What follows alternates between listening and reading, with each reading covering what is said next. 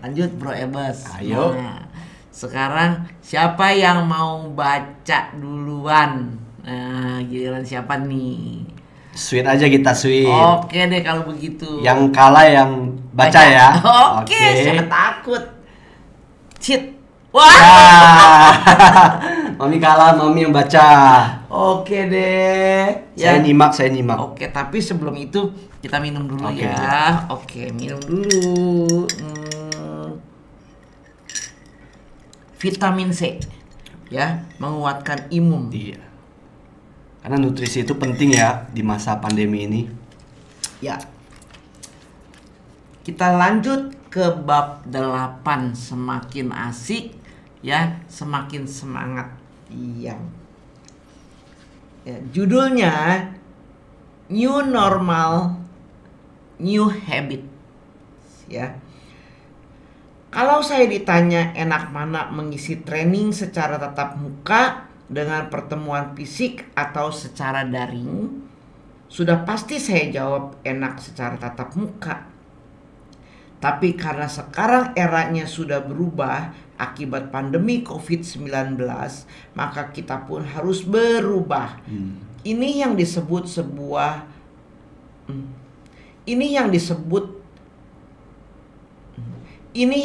sebut Profesor Renal Kasali dengan era disrupsi, di mana kebiasaan baru merusak tatanan lama dan melahirkan kenormalan baru. Pandemi COVID-19 ini hanya mempercepat disrupsi dan perubahan itu sendiri. Artinya, ada atau tidak ada pandemi, kita pasti akan menuju ke era di mana interaksi manusia semakin banyak dilakukan dengan daring. Belajar daring, bekerja daring, dan beraktivitas sosial secara daring. Kalau sebelumnya Anda melakukan kegiatan public speaking secara tatap muka dan bertemu fisik, sekarang semua dilakukan secara daring. Konsep public speaking pun mengalami penyesuaian. Jadilah digital public speaking, yaitu public speaking yang dilakukan secara digital dengan menggunakan media digital dan didukung oleh perangkat digital sebagai alat pendukung interaksi Anda dengan audiens. Lucunya, lama-lama saya jadi terbiasa dan semakin cinta dengan training online. Karena sebelumnya saya berangkat pagi ke tempat training dan menembus kemacetan lalu lintas ibu kota yang kadang menghabiskan waktu 1-2 jam di perjalanan. Kini tinggal mandi, berpakaian, kadang yang penting pinggang ke atas rapi. Aduh, bisa aja Pak Doni ini. Di bawah pakai celana pendek. Lalu bersiap di depan laptop untuk mengajar secara daring. Bedanya, kalau sesi tatap muka dilakukan secara pertemuan fisik, kita bisa melihat ekspresi dan respon audiens saat itu juga. Kalau lewat daring, kadang kita hanya melihat deretan nama akun peserta yang tidak jarang juga ditulis dengan nama-nama samaran. Karena itu, setiap mengisi sesi daring, saya selalu meminta peserta mengaktifkan fitur kameranya agar saya bisa melihat dengan jelas wajah ganteng dan cantik mereka satu persatu. Mengajar daring juga membuat kita harus mengubah gaya komunikasi dan aksi panggung kita. Kalau di panggung offline, Anda mungkin membuka sesi dengan melempar pertanyaan kepada audiens atau melakukan ice breaking dalam bentuk permainan. Respon audiens tentu bisa Anda rasakan saat itu. Nah, kalau secara daring, ubah pertanyaannya dengan pertanyaan retorika yang tidak memerlukan jawaban langsung dari peserta. Sehingga kalaupun Anda melempar pertanyaan dan tidak ada yang menjawabnya, kalau audionya di mute, iya, maka Anda tidak perlu resah dan kehilangan gairah karena merasa tidak mendapatkan respon dari audiens. Sahabat saya, Robi Habibi, motivator kocak nomor 1 Indonesia, yang juga seorang wirausaha itu malah sering melakukan ice breaking pada peserta training walaupun itu dilakukan secara daring.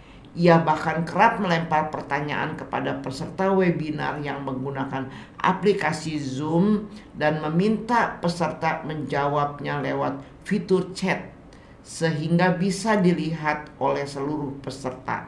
Bahkan tidak jarang Bang Robi, begitu kami menyapanya ya, meminta peserta melakukan gerakan-gerakan fisik di tempat masing-masing sebagai salah satu cara untuk tetap membangun hubungan dengan audiens. Lucu juga melihatnya, sulap kok jarak jauh, senam jari kok jarak jauh, dan ice breaking kok secara online. Tetapi ternyata semua bisa dilakukan dengan Bang Robi, dan Bang Robi membuktikannya. Alhasil peserta webinar pun semangatnya tetap terjaga sampai sesi selesai. Kebiasaan lain yang harus Anda bangun di era new normal ini adalah melakukan persiapan seluruh perlengkapan perang Anda. Pastikan perlengkapan mengajar daring siap, mulai dari komputer jinjing, laptop, ya maksudnya perangkat komputer, mikrofon atau kabel dan nirkabel, pengeras suara, dan semua alat bantu presentasi yang diperlukan. Pastikan semuanya siap dalam posisi yang mudah ditangkap oleh kamera gawai Anda. Pastikan blocking atau area bergerak Anda selama mengisi sesi sudah tepat, karena tidak mungkin Anda bebas bergerak ke sana kemari seperti di atas panggung, sementara yang Anda hadapi adalah lensa kamera yang area tangkapan gambarnya terbatas. Ingat selalu lensa kamera mewakili audiens, karena itu jaga koneksi Anda dengan audiens dengan tetap melakukan contact. Istilah ini saya buat untuk menggantikan eye contact ya, yang kita lakukan dalam tatap muka secara fisik. Cam contact adalah eye contact-nya digital public speaking. Pastikan selama sesi berlangsung, tatapan Anda fokus ke titik hitam lensa kamera gawai atau komputer jinjing Anda. Yang terakhir, tidak boleh Anda lupakan adalah pastikan akses internet sudah siap. Semua hal yang kita bahas di atas akan jadi sia-sia kalau ternyata Anda nggak punya akses internet alias kehabisan paket data. Gawat. Begitu bro. Wah, saya telat baca ini, saya telat tahu ini ya. Iya. Waduh, kemarin di pengalaman bro, bocoran dikit. Saya diminta untuk sharing yang pertama melalui sistem daring ini. Saya nggak tahu nih, kalau seandainya saya udah bacain duluan, saya kan jadi tahu ya. Nah kebetulan waktu itu saya lagi ajak liburan ke Kerawang ya, jadi sok keren daringnya di hotel. Wah, di hotel itu kan ada mesti pakai internet hotel, wifi-nya hotel kan gitu kan. Biasanya kan kalau di rumah kan tinggal buka langsung. Ini udah mau mulai, oh iya internetnya berapa ya? Aduh nenek. Tapi bisa juga sih, itu tantangan. Terus udah itu cerita, betul juga memang beda daring sama tatap langsung. Begitu dimulai, loh kok jadi kita menghadapi kamera ya? Bingung juga waktu itu. Jadi berbicara itu, misalnya kita dikasih waktu 1 jam, itu kita benar-benar mesti punya data yang komplit nih, data Iya. yang tadi udah dibilang sama Iya. datanya itu harus komplit, karena 1 jam itu kita harus full ya. Tapi puji syukur ya, lewat juga waktu itu saya. Bener-bener nih. Nah jadi jurus sakti ini benar-benar nih, tendangan ini mesti sampai ke kita Iya. nih. Harus ya. Ya, silakan Bro Elbes. Ya, kalau tanggapan saya singkat aja, karena ini memang sesuai dengan pengalaman yang sudah dilakukan sama Pak Doni, yaitu normal baru, ada kebiasaan baru. Di sini benar sekali yang dikatakan Pak Doni, bahwa beliau memberikan himbauan ke kita, ya kan, untuk melakukan persiapan-persiapan yang tadi dari A sampai Z, di mana sudah menjadi satu prosedur apabila kita mau sharing. Nah, seperti yang sudah kita lakukan sekarang ini, yaitu di acara Tantangan Hidup 4.0, yang biasanya Mami sharing offline, sekarang harus di depan lensa. Yang biasanya Uncle juga sharingnya offline, harus di studio mini ini dan menatap kamera di depan, ya kan? Bahwa fokusnya tadi bukan eye contact yang audience, tapi cam contact, yaitu kontak dari kamera. Ini menjadi satu pijakan kita, pedoman kita juga ya, untuk memulai online ini, untuk memulai sharing online ini, ya kan? Dimana menjadi lebih teratur kita nantinya pastinya kan, apabila kita mengikuti prosedur-prosedur ini. Nah, kita harus terbiasa ya, mau nggak mau.